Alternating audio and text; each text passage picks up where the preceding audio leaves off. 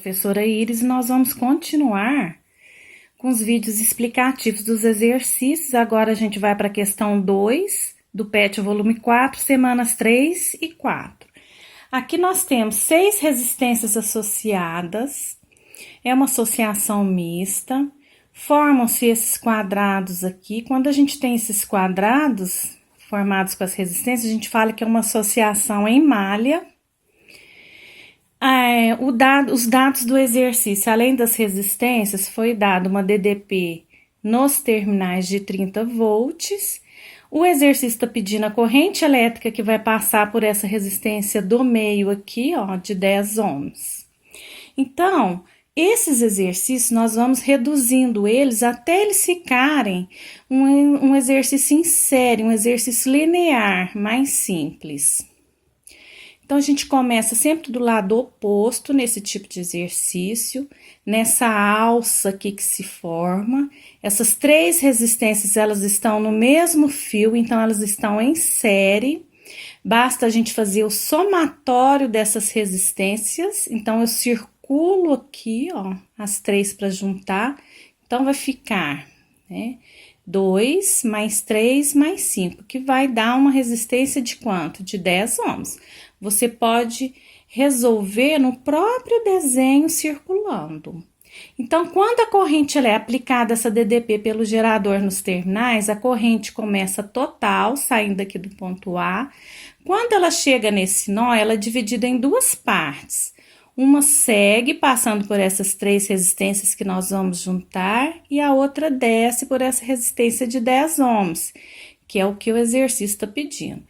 Elas juntam nesse nó aqui e formam a corrente total aqui na de 4 ohms. Então, nós temos a corrente total na de cima de 6 ohms e na de 4 ohms aqui embaixo. Aqui elas são divididas em 2 partes. Então, eu somei essas 3 resistências, transformei numa só de 10 ohms, essa vermelhinha. Então, o circuito passa a ser 2 resistências nessa parte aqui de 10 ohms iguais em paralelo.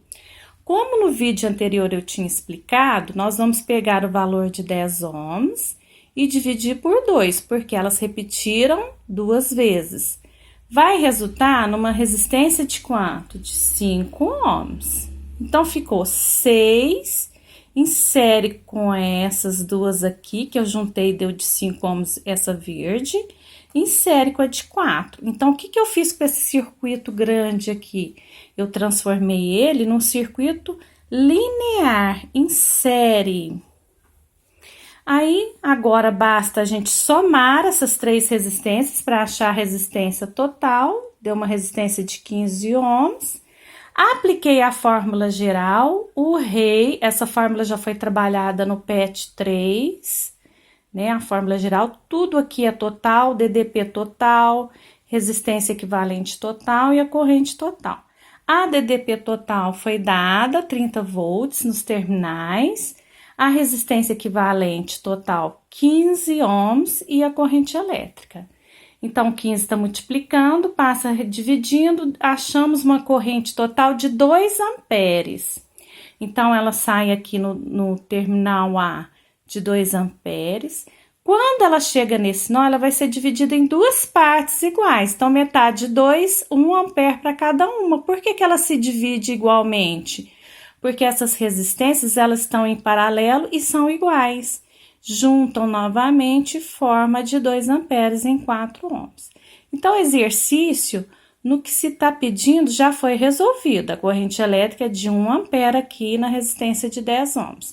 Mas nós vamos adiante. Quando eu linearizei esse circuito e tem a corrente que está passando, total que passa por ele, de 2 amperes, se eu multiplicar essa corrente total por cada pedaço aqui, ó, 3 partes, eu vou ter a DDP parcial dessas 3 partes. Então, 2 vezes 6 dá 12 volts, 2 vezes 5, 10 volts, 2 vezes 4, 8 volts. Se eu somar essas partes aqui das DDPs parciais, eu vou ter a DDP total, que é 30 volts. Então, o exercício está ok, né? Bateu com o valor inicial aqui. É um exercício que a gente vai simplificando ele até ficar mais fácil a compreensão.